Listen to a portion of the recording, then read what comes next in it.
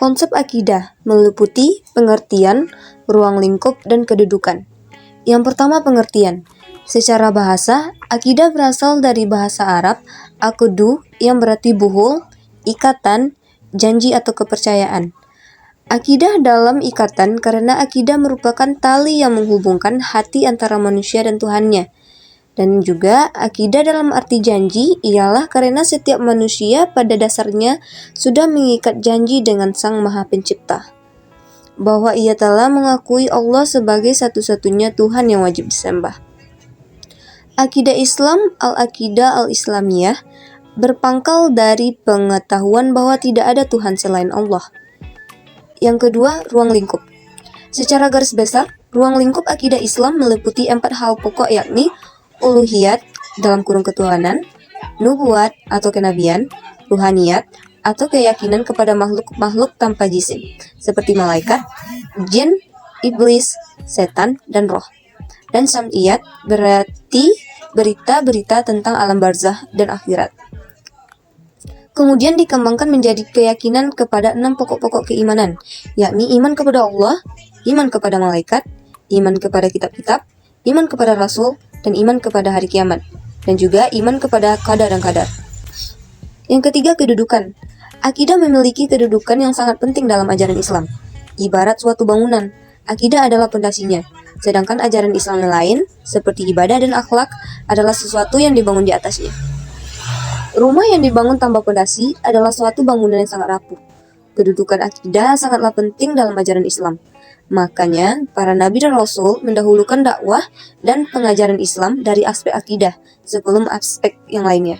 Nama yang akan kita bahas adalah akidah yang benar. Akidah yang benar merupakan landasan tegaknya agama dan kunci diterimanya amalan. Oleh sebab itu, para rasul sangat memperhatikan perbaikan akidah sebagai prioritas pertama dakwah mereka. Akidah artinya keyakinan hati dan pembenarannya terhadap sesuatu. Maka dalam agama, akidah yang benar adalah kandungan rukun iman. Yang pertama adalah iman kepada Allah, yakin bahwa tiada Tuhan selain Allah. Yang kedua adalah iman kepada malaikat, yaitu meyakini keberadaan malaikat sebagai makhluk yang diciptakan dari cahaya dan diberikan tugas khusus oleh Allah. Ketiga adalah iman kepada kitab-kitab Allah, yaitu meyakini kebenaran semua kitab suci yang diturunkan oleh Allah seperti Taurat, Zabur, Injil, dan Al-Quran. Yang keempat adalah iman kepada Nabi dan Rasul, yaitu meyakini bahwa Allah mengutus para Nabi dan Rasul untuk membimbing manusia. Kelima adalah iman kepada hari akhir atau hari kiamat, keyakinan bahwa akan adanya kehidupan setelah mati di mana manusia akan dibangkitkan dan dihisap amal perbuatannya untuk mendapatkan balasan surga atau neraka. Dan yang terakhir adalah iman kepada qadar dan qadar, keyakinan bahwa segala sesuatu yang terjadi adalah atas ketetapan dan kehendak Allah, baik yang baik maupun yang buruk.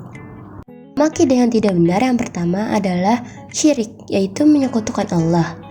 Yang kedua adalah ta'asyub, yaitu fanatik yang selalu menganggap orang yang diikuti selalu benar dan menantang perkataan Allah dan Rasulnya serta para ulama. Yang ketiga adalah ghaflah, yaitu tidak melaksanakan ibadah lalu mengabaikannya. Yang keempat adalah gulu, melampaui batas yang diizinkan oleh syariat, baik dalam ucapan atau keyakinan dalam perihal mengagungkan terhadap orang-orang saleh. Yang keempat adalah taklid buta, yaitu sikap memahami suatu akidah secara mutlak dan membabi buta tanpa memperhatikan ajaran Al-Quran maupun hadis. Di dalam Al-Quran kita akan melihat bahwa wujud Allah yang diyakinkan kepada kita yang pertama melalui fitrah iman dan makhluk ciptaannya. Sesungguhnya dalam penciptaan langit dan bumi silih berganti malam dan siang. Bahtera yang berlayar di laut membawa apa yang Allah turunkan dari langit berupa air. Lalu dengan air itu dia hidupkan bumi sesudah mati keringnya, dan dia sebarkan di bumi itu segala jenis hewan dan pengisiran angin dan awan yang dikendalikan antara langit dan bumi. Sesungguhnya itu adalah tanda-tanda keesaan dan kesabaran Allah bagi kaum yang memikirkan. Ayat Al-Baqarah 164.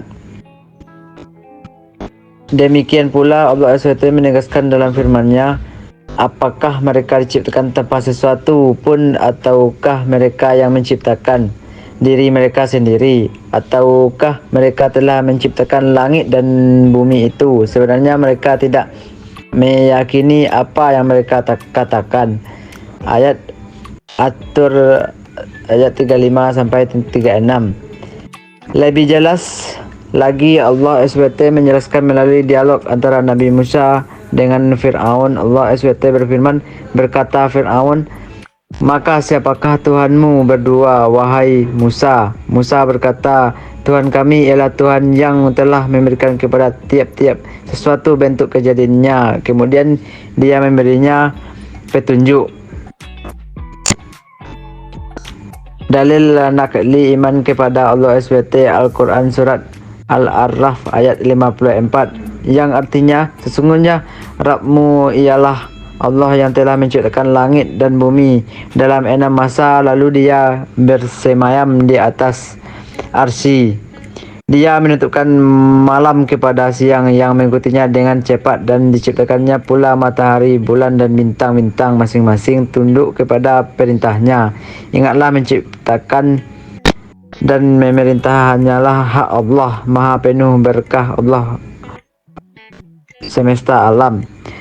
Syekh Abu Bakar Jabir Al-Jairi mengatakan melalui surat Al-A'raf ayat 54, Allah SWT menceritakan sendiri tentang wujudnya, tentang rububiyahnya atas makhluknya, dan tentang asmanya, nama-namanya dan sifat-sifatnya. Tulis Syekh Abu Bakar.